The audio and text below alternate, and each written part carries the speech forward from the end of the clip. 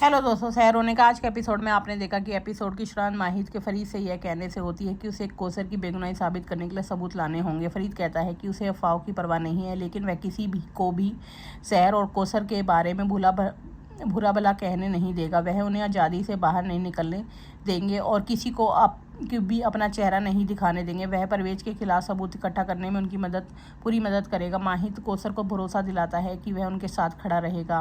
वह उनके लिए दादा हुजूर के खिलाफ जाने से भी नहीं हिचकिचाएगा। वह दादा हुजूर को कोसर और सहर को और अपमानित नहीं करने देगा। कोसर माहिद को सलाह देती है कि वह दादा हुजूर के खिलाफ कुछ ना करे, उसका परिवार उससे निराश हो जाएगा। वह अपनी बेटी को एक नए शहर में ले जा रही है। हम वहाँ एक नई ज़िंदगी शुरू कर सकते हैं। उसकी खुशी ही उसके लिए काफ़ी। माहिद उससे कहता है कि यह समाज उन्हें चैन से नहीं रहने देगा। वे उनके नए शहर में भी उनका पीछा करेंगे। अगर वह अपना नाम साफ नहीं कर पाएंगी तो यह परवेज की जीत होगी।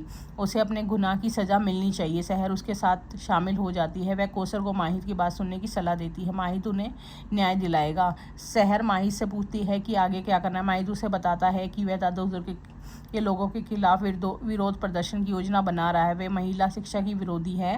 वे उन्हें समझाएगा कि महिलाओं के लिए शिक्षा कितनी इंपॉर्टेंट है। वह महिला और लड़कियों को उनके समर्थन में इकट्ठा कर सकता है। इस बीच ईशा देखती है कि ताहिर उसका पीछा कर रहा है। वह उसे गलत समझ लेती है और उसे पीट देती है। ताहिर उससे बताता है कि माहिद ने उसकी रक्षा के लिए भेजा था। ईशा उससे माफ़ी मांगती है। ताहिर उससे गिरवी की दुकान पर ले जाने के लिए कहता है।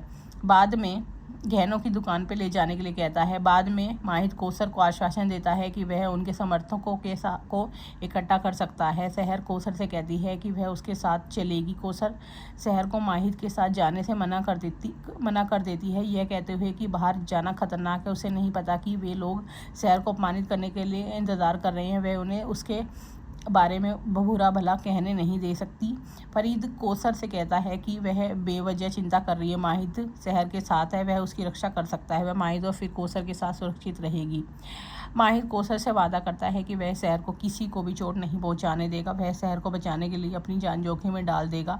वह उसे वहां से ले जाता है। कोसर वहीं बेहोश हो जाती है। बाद में हैदर देखता है कि हुस्ना परेशान है। वह उससे कहता है कि वह दादा हुजूर का दिल नहीं जीत पाई, देखते हैं क्या होता है। हुस्ना उससे शिकायत करती है कि माहिद सहर के साथ है। उसे नहीं पता कि वह उसे कैसे बहलाएगी। वह माहिद को अपने खिलाफ जाने नहीं दे सकती। माहिद उसे मस्जिद में मिलने के लिए बुलाता है। सहर मदद के लिए ताहिर को बुलाती है। बाद में माहिद और सहर अपना प्लान उनके साथ शेयर करते हैं ताकि उनका समर्थन मिल सके। ताहिर उनकी मदद करने के लिए सहमत हो जाता है। हैदर सोचता है कि वह मदद का नाटक करके उनकी योजना को नाकाम कर सकता है। वे परिवार से एक एक करके मिलते हैं और उनके सामने अपनी बात रखते हैं। माहिद सहर को अकेला देखकर दुखी होता है। वह उससे पूछता है कि क्या तुम्हें अकेलापन और थकान महसूस हो रही है। सहर कहती है कि उसे लगा कि आज का दिन उसके जीवन का सबसे अच्छा दिन है। उसे अच्छे नंबर मिले हैं, बदले में चॉकलेट मिली। इस समाज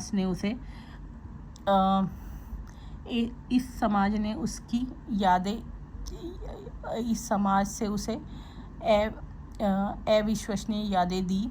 माहिद दादा हुजूर की ओर से माफ़ी मांगता है। सहर उससे कहती है कि माफ़ी मांगना उसकी गलती नहीं है। सहर उससे कहती है कि उसे उसके बिना अपने पैरों पर खड़ा होना सीखना होगा। वे साथ नहीं रहेंगे। माहिद उससे कहता है कि उसने जो पैसे दिए थे उनका इस्तेमाल करे। सहर कहती है कि उससे कोई पैसा नहीं मिला। माहिद बताता है कि उसने यह पैसा परवेज को दे दिया। माहिद समझ जाता है कि उसने सहर को पैसे नहीं दिए। वह उसे आश्वासन देता है कि वह उससे और पैसे देगा। कम से कम वह रहने के लिए घर तो ढूंढ सकती है। सहर मना कर देती है। माहिद कहता है कि डॉक्टर बनने के बाद वह पैसा लौटा सकती है। सहर कहती है कि उनका तलाक होने वाला है। वे कल से अलग अलग रास्तों पर चलेंगे। अब आगे का एपिसोड जानने के लिए हमारे चैनल को लाइक और सब्सक्राइब कीजिए।